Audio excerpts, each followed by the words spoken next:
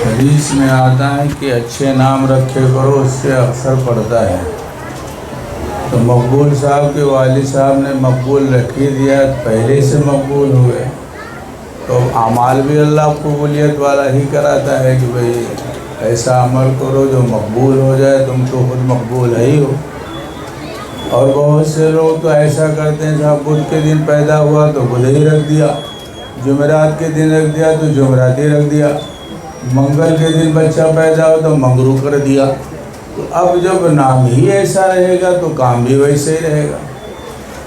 ایک صحابی آتے ہیں، کہتے ہیں یا رسول اللہ صلی اللہ علیہ وسلم، میرا اونٹ جو ہے وہ میں جب سونے لگتا ہوں وہ زور سے آواز نکالتا ہے، جو ڈراؤنی آواز ہوتی ہے، میں سو نہیں پاتا ہوں۔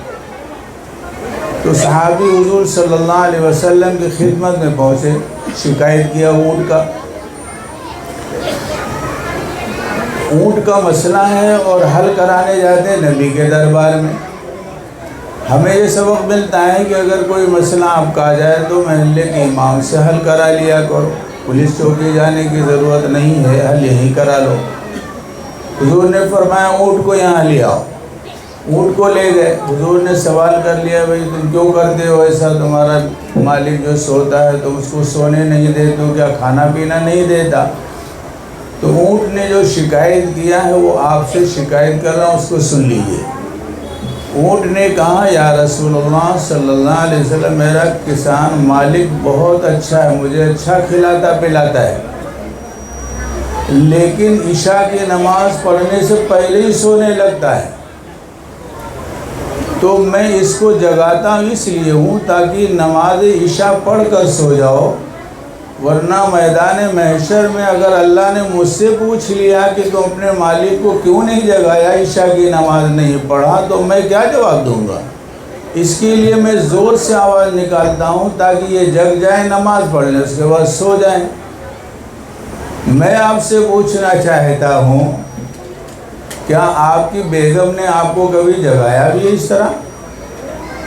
محبت تو ہے نا آپ سے، آپ ان کو کھلا پلا رہے ہیں، اچھا پہنا رہے ہیں، اچھا سب کچھ دے رہے ہیں، لیکن آپ نے کبھی نہیں جگایا بیوی کو یا انہوں نے آپ کو جگایا؟ آپ بھلا بتائیے محبت کس سے؟ جانور کو اپنے مالک سے تو محبت ہے، پتہ چلا بیگم کو آپ سے محبت نہیں اور آپ کو بیگم سے محبت نہیں ہے۔ اپنے اپنے غرض کی محبت رکھتے ہیں، مر نہیں۔ اگر عورت کو شوہر سے محبت ہے تو عورت اپنے حکم کے مطابق شوہر سے ہر وہ کام کرا لیتی ہے۔ اگر اس نے کہہ دیا اس عید میں مجھے نیا ایک جوڑا چاہیے تو آپ کو لا کے دینا رہتا ہے۔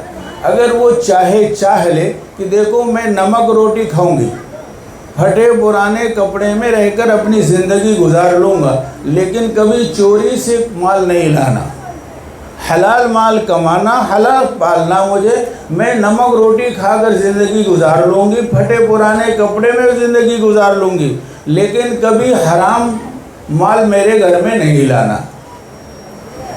بھلا بتائیے دوستو، کیا کوئی ایسا آدمی کرے گا کہ حرام مال لے کر آئے گا؟ تو حرام اس لیے کما کر لاتا ہے، اس کی ٹوپی اس کو پہناتا ہے تاکہ گھر کی بلڈنگ بہت اچھی بن جائے، گھر والے روز مطالبہ کرتی جھوپڑے میں رہ رہی ہوں، شادی ہو کر آئی جب سے ہی رہی ہوں، تو اس کے لیے جو نیا جھوپڑا بنانے کے لیے اور نئی بلڈنگ میں جانے کے لیے، ٹاور میں جانے کے لیے، وہ بھی چوری چماری کر کے لا کے ٹاور بنا لیتا، گھر میں لے جا کے رکھ دیا جہنم والے گھر میں، پہلے حرام والے گھر میں لگ دیا، حرام کما کر لا رہا ہے اور حرام کے ذریعے سے بچوں کی پرورش ہو رہی۔ تو کیا آپ امید رکھتے ہیں وہ بچہ تمہیں بڑھاپے میں تمہارے کام آ سکتا ہے؟